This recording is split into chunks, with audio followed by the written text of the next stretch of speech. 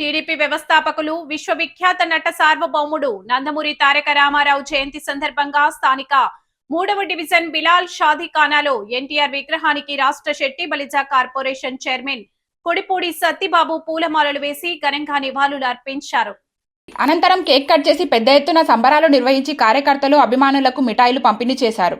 కుడిపూడి సత్తిబాబు మాట్లాడుతూ ఎన్టీఆర్ తెలుగు జాతి ఆత్మగౌరవాన్ని ప్రపంచానికి చాటి చెప్పిన మహానేత అని కొనియాడారు. రాజకీయాల్లో ప్రజాసేవకు కొత్త నిర్వచనం ఇచ్చిన వ్యక్తిగా ఆయన చరిత్రలో చిరస్థాయిగా నిలిచారన్నారు.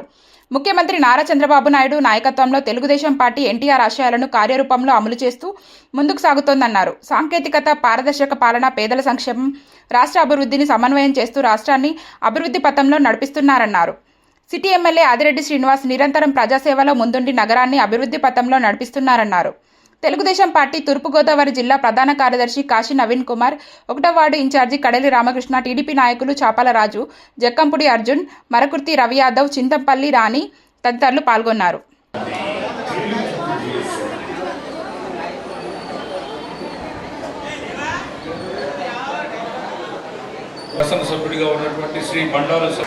ప్రతి ఒక్కరు కూడా నేను ఒకటే చెప్తాను, మన పార్టీకి పనిచేయాలి. పార్టీకి పనిచేస్తే పార్టీ ఎక్కడున్నా సరే ప్రతిదీ కూడా చూస్తుంది.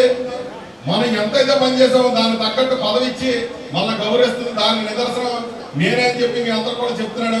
చంద్రబాబు నాయుడు గారు కానీ, లోకేష్ గారు కానీ ఒకప్పుడు వేరు, ఇప్పుడు వేరు తెలుగుదేశం పార్టీ. ఎందుకంటే మన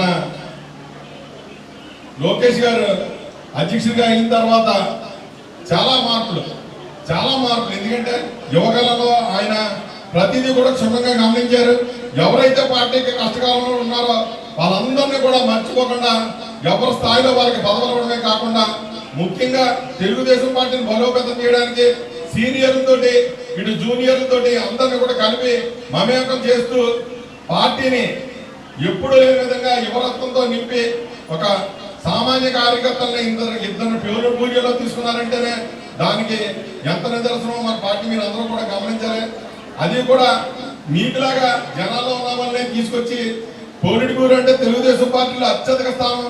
అలాంటి స్థానంలో ఇద్దరిని, ఒక మహిళని, ఒక జంటని కూడా కూర్చోబెట్టి, అలాగే ఈ రోజు నారా లోకేష్ గారు కూడా నిన్న చంద్రబాబు నాయుడు గారు ఇందులో చెప్పారు, రాబోయే రోజుల్లో స్థానిక సంస్థల్లో కాదు కానీ ఎమ్మెల్యే ఎలక్షన్ లో కూడా 33% ఈ మహిళా బిల్లు సాధించడమే ధ్యేయంగా కూటమి ప్రభుత్వం పనిచేస్తుంది. దానికి ఈ రోజు దాంట్లో కూడా మన మహానాడులో కూడా తీర్మానం చేస్తారని చెప్పి నిన్న మన చంద్రబాబు నాయుడు గారు చెప్పడం జరిగింది.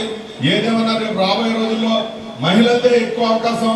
ప్రతి ఒక్కరు కూడా పార్టీ కష్టపడితే ఎవరిని కూడా మర్చిపోకుండా ఇక్కడ సిటీ ఎమ్మెల్యే ఆదిరెడ్డి వాసు గారు కూడా మీరందరూ ఒకటే గమనించండి.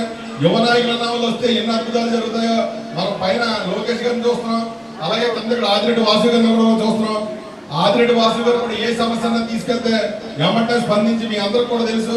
మేమందరం పనిచేయగలుగుతున్నాం అంటే మా పైన నాయకత్వం ఆదిరెడ్డి వాసు గారు బలంగా ఉండబట్టి, ఆ పైన చంద్రబాబు నాయుడు గారు, లోకేష్ గారు బలంగా ఉండబట్టే మేము ఈ 2 సంవత్సరాలు ఎన్నో అద్భుతాలు చేయగలిగాం.